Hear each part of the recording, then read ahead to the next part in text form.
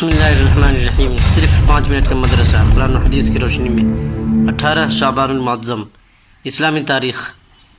حضرت طفیل دوسی رضی اللہ عنہ۔ حضرت طفیل بن عمر الدوسی زمانے جاہلیت میں بھی بڑی اچھی صفات کے حامل تھے۔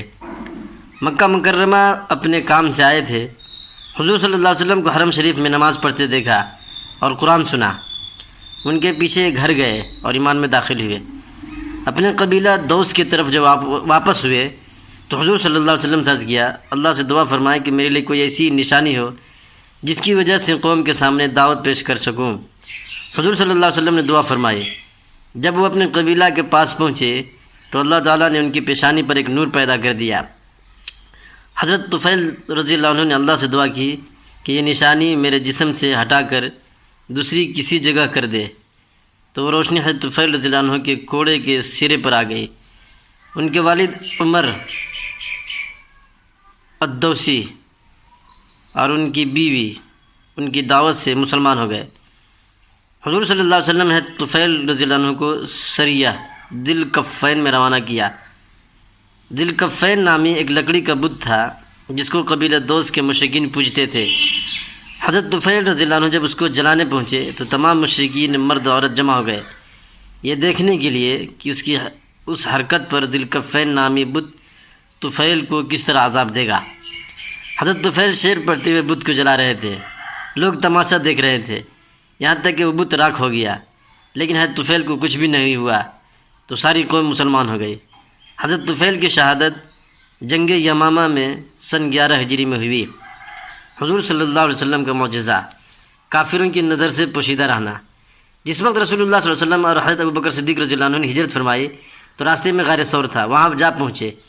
ادھر کفار مکہ آپ کو تلاش میں پہاڑ کے قریب پہنچ گئے، حضور صلی اللہ علیہ وسلم کی تلاش میں پہاڑ کے قریب پہنچ گئے، بلکہ اس غار کے پاس بھی آئے، مگر اس کے منہ پر مکڑی نے جالا تن دیا تھا، جس کی وجہ سے ان لوگوں نے غار کی طرف توجہ نہیں دی، ورنہ اگر ذرا بھی نیچے جھک کر دیکھتے تو وہ لوگ ان دونوں حضرات کو دیکھ لیتے، لیکن یہ معجزہ تھا کہ وہ لوگ نہیں دیکھ پائے۔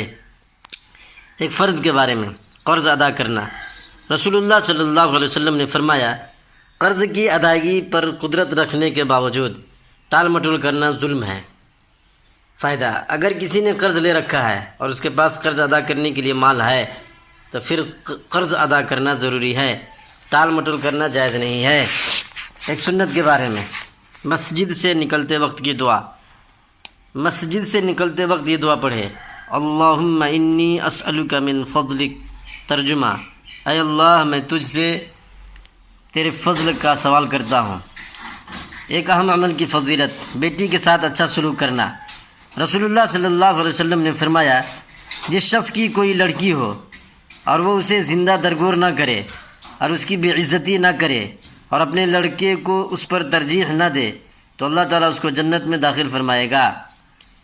ایک گناہ کے بارے میں، حضرت عیسیٰ علیہ السلام کو خدا ماننا۔ قرآن میں اللہ تعالیٰ فرماتا ہے، بلا شبہ وہ لوگ بھی کافر ہو گئے جنہوں نے یوں کہا کہ اللہ تعالیٰ 3 خداؤں میں سے ایک ہے، حالانکہ ایک خدا کے علاوہ کوئی معبود نہیں۔ اور اگر یہ لوگ ان باتوں سے باز نہیں آئیں گے تو جو لوگ ان میں سے کفر پر قائم رہیں گے ان کو ضرور سخت عذاب پہنچے گا۔ دنیا کے بارے میں، دنیا میں کھانا پینا چند روزہ ہے۔ قرآن میں اللہ تعالیٰ فرماتا ہے، تم دنیا میں تھوڑے دن کھا لو اور اس سے فائدہ اٹھا لو، بے شک تم مجرم ہو۔ یعنی یہ دنیاوی زندگی چند روز کی ہے، اگر اس کے پیچھے پڑ کر اپنی آخرت کی زندگی کو بھلا دو گے تو قیامت کے دن تم مجرم بن کر اٹھو گے۔ آخرت کے بارے میں، جنت کے پرندے۔ رسول اللہ صلی اللہ علیہ وسلم نے فرمایا، جب کسی جنتی کو پرندہ کا گوشت کھانے کی چاہت ہوگی تو پرندہ اس کے سامنے اس طرح حاضر ہوگا کہ وہ پکا ہوا ہوگا اور اس کے ٹکڑے بنے ہوئے ہوں گے۔ طب نبوی سے علاج، جگر کی حفاظت کا طریقہ۔ رسول اللہ صلی اللہ علیہ وسلم نے فرمایا، جب تم میں سے کوئی پانی پیے تو ٹھہر ٹھہر کر چسکی لے کر پیے اور گھٹا گھٹ نہ پیے، کیونکہ اس سے جگر میں درد ہوتا ہے۔ نبی پاک صلی اللہ علیہ وسلم کی نصیحت۔ رسول اللہ صلی اللہ علیہ وسلم نے فرمایا، غلاموں کے بارے میں فرمایا، مسلمانوں سنو، تمہارے غلام تمہارے بھائی ہیں، اللہ تعالیٰ نے ان کو تمہاری ماتحتی میں دے رکھا ہے، لہذا جس کے ماتحت اس کا بھائی ہو تو اس کو بھی اسی میں سے کھلائے جو وہ کھاتا ہے۔ اور اس کو ویسے ہی کپڑے پہنائے جیسے خود پہنتا ہے، اور سنو کبھی بھی ان سے ان کی طاقت سے زیادہ کام نہ لینا، اور اگر کبھی لینا ہو تو اس میں ان کی مدد کر دیا کرنا۔ مسلم شریف حدیث نمبر 4313 حضرت ابو ذر غفاری رضی اللہ عنہ سے مروی ہے۔